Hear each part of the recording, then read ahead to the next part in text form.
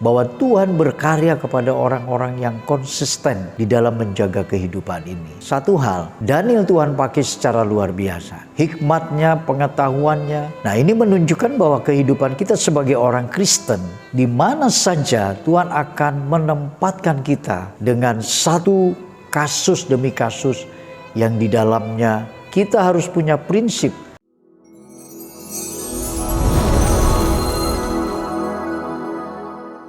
Shalom saudara, saya Andi Siswanto, selamat berjumpa kembali dalam program Sekolah Kehidupan. Perjalanan hidup ini ada warna tersendiri yang kita sebagai manusia mengalami rasa takut, rasa cemas dalam hidup ini. Saya teringat akan apa yang Alkitab menceritakan satu sosok yang bernama Daniel. Daniel ini adalah seorang keturunan bangsawan. Dia juga adalah seorang pemuda yang Alkitab menulis kriteria dia. Satu, dia tidak bercela. Bahkan dia seorang pemuda yang dikatakan memiliki perawakan yang baik. Di samping itu, ia juga memiliki berbagai-bagai pemahaman akan ilmu dan juga bahasa. Jadi sosok seorang yang bernama Daniel ini, saudara, itu sangat kuat sekali memiliki kelebihan, keunggulan dibanding pada pemuda-pemuda yang lain.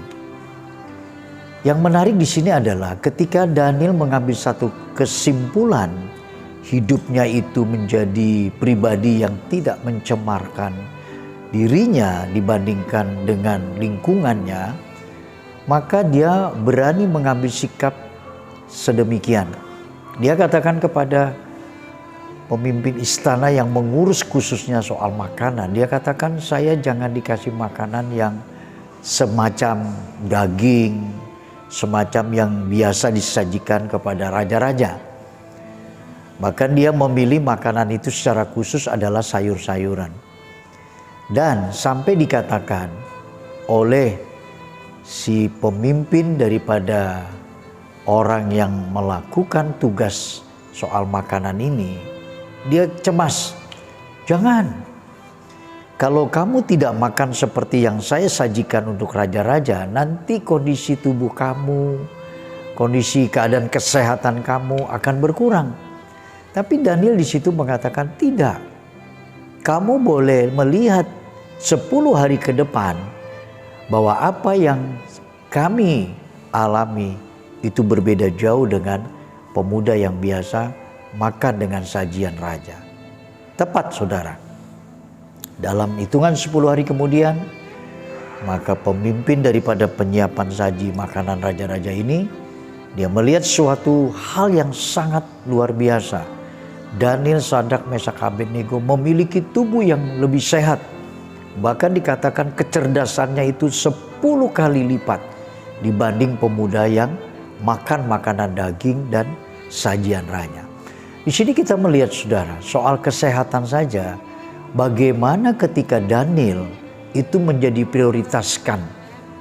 Nah, kalau kita ingin dipakai Tuhan dan kita melihat kondisi yang ada, maka kita akan beranjak dalam mempertaruhkan hidup ini begitu rupa bahwa Tuhan berkarya kepada orang-orang yang konsisten di dalam menjaga kehidupan ini. Satu hal, Daniel Tuhan pakai secara luar biasa. Hikmatnya, pengetahuannya. Nah, ini menunjukkan bahwa kehidupan kita sebagai orang Kristen, di mana saja Tuhan akan menempatkan kita dengan satu kasus demi kasus yang di dalamnya kita harus punya prinsip bahwa hidup kita ini adalah hidup yang menunjukkan Kristus itu ada di dalam kita. Oleh karena itu, saudara, kita melihat proses perjalanan hidup Daniel ini, dia tidak pernah takut akan hidup masa depannya. Dan dia terus seolah sedang melewati arus yang melawan kondisi keadaannya yang tidak ringan. Tapi satu perkara kita melihat, Daniel begitu kuat, Daniel begitu kokoh. Maka tidak heran janji yang dimana dia harapkan untuk supaya Tuhan menyingkapkan arti mimpi itu menjadi sebuah kenyataan. Saudara, saya coba menarik kesimpulan, kalau di dalam kekristenan hari ini, bagaimana ketika dalam perjanjian baru, Yesus mengatakan kepada kita, aku sekali-kali tidak akan pernah meninggalkan kamu. Dan jikalau kamu meminta, maka kamu akan menerima.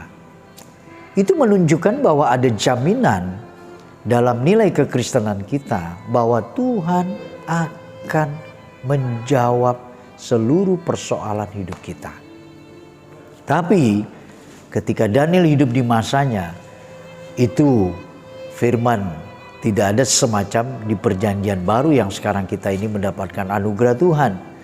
Maka saudara, ada satu hal yang sangat menarik buat kita.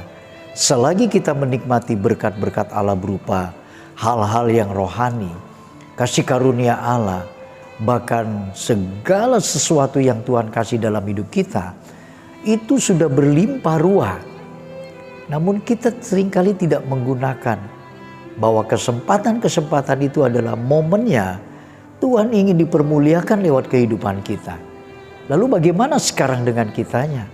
Ketika itu diberikan kepada kita, ketika itu ada dalam konteks kita diberikan suatu kesempatan, nah ini yang mesti kita pakai. Dan ini pula yang mestinya kita pacu dalam hidup kita, bahwa sesuatu itu tidak akan pernah terulang untuk kedua kali.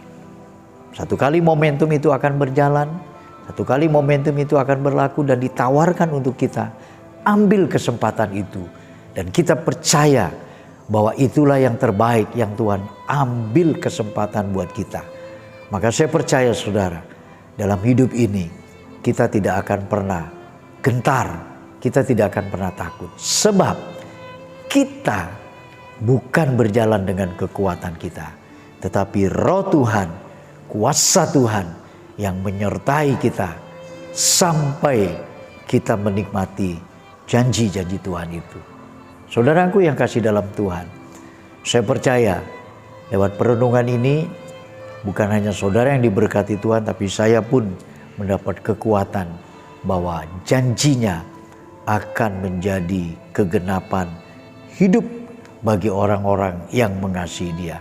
Sebab itu Roma mengatakan bahwa kita tahu sekarang bahwa Allah turut bekerja mendatangkan kebaikan di dalam segala sesuatu yang kita sedang alami, suka dan duka hidup ini. Maka dari itu saudara, mari kita terus menantikan hidup yang berjalan bersama dengan Tuhan, dan disitulah kita akan melihat hari-hari depan kita yang penuh dengan harapan, yang penuh dengan pertolongan Tuhan. Di dalamnya kita menantikan, dan akhirnya kita akan menjadi berkat, kita akan menjadi terang, kita akan menjadi garam bagi banyak orang. Dan itulah tujuan Tuhan memanggil kita, supaya kita mempermuliakan namanya dan orang banyak merasa diberkati lewat kehidupan kita ini. Saya rasa lewat perenungan ini kita mari belajar bersama-sama tentang hidup ini. Saudara, jangan lupa like dan share program kami Sekolah Kehidupan ini, karena dengan peranan saudara itu membuktikan bahwa apa yang kami kerjakan semakin memiliki suatu semangat. Sampai jumpa di program kita selanjutnya. Tuhan Yesus berkati kita. Amin.